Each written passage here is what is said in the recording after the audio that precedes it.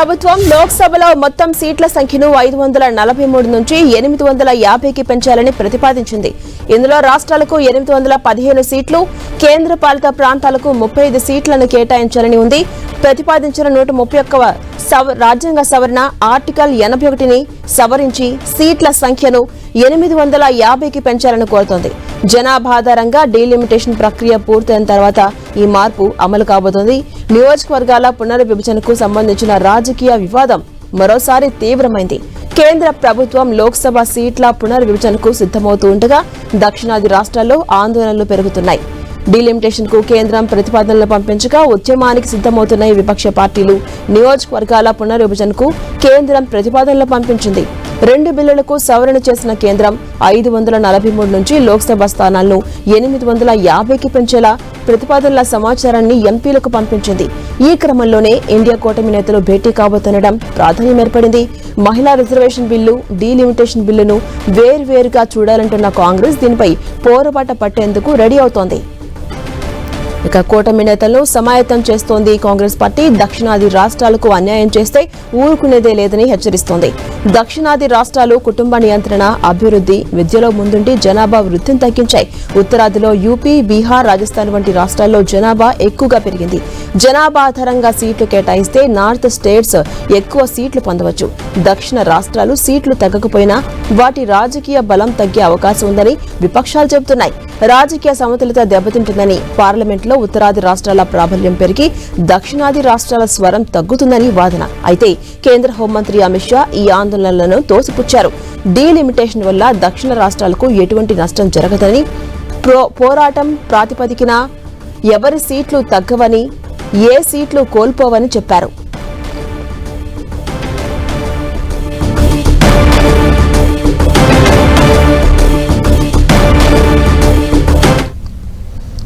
నేడు ఢిల్లీలో ఇండియా కూటమి నేతలు భేటీ కాబోతున్నారు. నియోజకవర్గాల పునర్విభజన బిల్లుపై ఇండియా కూటమి నేతలు చర్చించబోతున్నారు. కాంగ్రెస్ అధ్యక్షుడు మల్లికార్జున ఖర్గే నివాసంలో ఈ సమావేశం జరగబోతోంది. బిల్లులో ప్రతిపాదించిన అంశాలపై సమాచారం అందిన నేపథ్యంలో వాటిపై సమాలోచనలు చేయబోతున్నారు ఇండియా కూటమి నేతలు. సీఎం రేవంత్ రెడ్డి ఈ సమావేశానికి హాజరు కాబోతున్నారు. కేంద్రం చేపట్టబోయే నియోజకవర్గాల పునర్విభజన బిల్లు వల్ల దక్షిణాది రాష్ట్రాలు, ముఖ్యంగా తెలంగాణకు జరగబోయే నష్టంపై రేవంత్ రెడ్డి ఇప్పటికే ఆందోళన వ్యక్తం చేశారు. ఈ నేపథ్యంలో ఢిల్లీలో ఇండియా కూటమికి చెందిన కీలక నేతలతో ఆయన సమావేశం కాబోతున్నారు.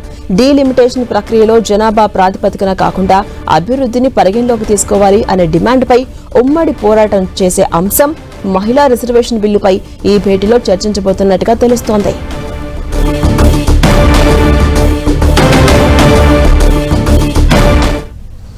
ఇక లోక్సభ నియోజకవర్గాల పునర్విభజన అంశంపై తెలంగాణ ముఖ్యమంత్రి రేవంత్ రెడ్డి కీలక చర్యలు చేపట్టారు.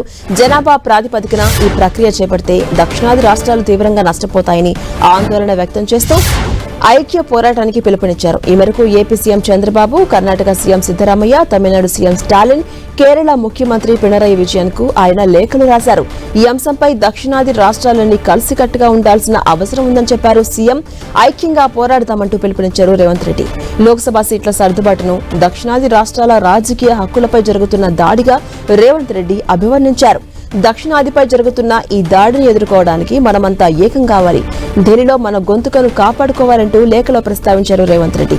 కేంద్ర ప్రభుత్వ విధానాలను అనుసరించి జనాభా నియంత్రణను విజయవంతంగా అమలు చేసినందుకు దక్షిణాది రాష్ట్రాలకు బహుమతికి బదులుగా శిక్ష పడుతుందంటూ ఆయన ఆవేదన వ్యక్తం చేశారు. దీనివల్ల పార్లమెంట్లో దక్షిణాది రాష్ట్రాల ప్రాతినిధ్యం తగ్గి రాజకీయంగా ప్రాబల్యం కోల్పోయే ప్రమాదం ఉందని హెచ్చరించారు. ఇక ఈ ప్రమాదాన్ని తమిళనాడు ముఖ్యమంత్రి ఎంకే స్టాలిన్ అందరికంటే ముందుగానే గుర్తించారని రేవంత్ రెడ్డి ప్రశంసించారు. గత సంవత్సరం మార్చిలోనే చెన్నైలో దక్షిణాది రాష్ట్రాల నేతలతో సమావేశం నిర్వహించాలని గుర్తు చేశారు. ఇప్పుడు ఆ స్ఫూర్తితో అందరూ కలిసి ముందుకు సాగాలని కోరారు. డీలిమిటేషన్ అంశాన్ని కేవలం రాష్ట్రాల స్థాయిలోనే కాకుండా పార్లమెంట్లో కూడా తీవ్రంగా లేవనెత్తాలని రేవంత్ రెడ్డి నిర్ణయించారు. దక్షిణాది రాష్ట్రాల ఎంపీలందరూ కలిసి కేంద్రంపై ఒత్తిడి తీసుకురావాలని ఆయన కోరారు. దక్షిణాది రాష్ట్రాల మధ్య సమన్వయం అత్యంత అవసరం. సీట్ల పెంపు వల్ల దక్షిణాది ప్రాధాన్యం తగ్గే అవకాశం, ఇతర ముఖ్యమంత్రులతో భేటీ అయ్యి ఉమ్మడి పోరాటం చేయడం అవసరమని రేవంత్ రెడ్డి అభిప్రాయపడ్డారు.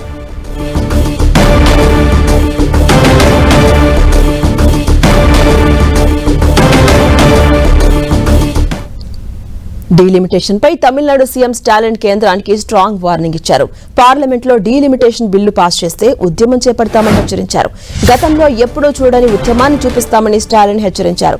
1960 నాటి డీఎంకేను మళ్లీ పరిచయం చేస్తామని, తమిళనాడు ప్రజలతో కలిసి రోడ్డుపై బైఠాయిస్తామన్నారు సీఎం స్టాలిన్. నియోజకవర్గాల అశాస్త్రీయ పునర్విభజనను ముందు నుంచి వ్యతిరేకిస్తూనే ఉన్నామన్న స్టాలిన్ ఈ డీలిమిటేషన్ కారణంగా ప్రభావితమయ్యే రాష్ట్రాల ముఖ్యమంత్రులను అలాగే ప్రధాన రాజకీయ పార్టీలను ఒకచోట చేర్చి చెన్నైలో సంయుక్త కార్యాచరణ కమిటీ సమావేశం నిర్వహించామని గుర్తు చేశారు.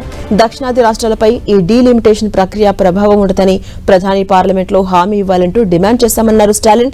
ఇంతవరకు దీనిపై స్పందించలేదన్న స్టాలిన్ డీలిమిటేషన్ పై ఏకపక్షంగా ఎలాంటి నిర్ణయం తీసుకున్నా తాము ఊరుకునేది లేదని హెచ్చరించారు. తమిళనాడు ప్రేక్షక పాత్ర పోషించబోతున్న స్టాలిన్ రాష్ట్రంలోని ప్రతి కుటుంబం వీధుల్లోకొచ్చి పోరాటం చేస్తుంది. ఇది బెదిరింపు కాదు, ఫైనల్ వార్నింగ్ అని, ఈ పోరాటంలో తమిళనాడు ప్రజలు గెలుస్తారని స్టాలిన్ వీడియో విడుదల చేశారు. திருத்தத்தை இந்த தொடர்ல புல்டோஸ் பண்ண போறாங்க. முதல்ல இருந்தே இது பத்தி நம்ம தொடர்ந்து எச்சரிச்சோம். மக்களுக்கு விழிப்புணர்வை ஏற்படுத்தணும், கடுமையாக காட்டும். ஒவ்வொரு குடும்பமும் தெருவில் வந்து உட்காருவோம். தமிழ்நாடு முதலமைச்சராக இருக்கிற என்னுடைய தலைமையிலேயே மிகப்பெரிய போராட்டம் நடத்தும். நீங்க இதுவரை பார்க்காத தமிழ்நாட்டை பார்க்க வேண்டியிருக்கும். 50கள் 60களில் பார்த்த பழைய திமுகவை இந்தியா திரும்பவும் பார்க்க வேண்டியிருக்கும். இவன் என்ன மிரட்டுகிறான்னு நினைக்காதீங்க. நான் உங்களை எச்சரிக்கிறேன். நீங்க அதை மிரட்டல்னு நினைச்சாலும் எங்களுக்கு கவலை இல்லை. ஆம், தமிழ்நாட்டிலிருந்து அனுப்பி வைக்கப்படும் எச்சரிக்கை இது. தேர்தல், ஆட்சி அதிகாரம் இதெல்லாம் எங்களுக்கு 2ஆம் பட்சம். மாண்புமிகு பிரதமர் மோடி அவர்களே, மீண்டும் சொல்றேன், இது தமிழ்நாட்டிலிருந்து உங்களை நோக்கி விடுக்கப்படக்கூடிய இறுதி எச்சரிக்கை. Tamil Nadu will fight, Tamil Nadu will win. அரசியல் சட்ட திருத்தத்தை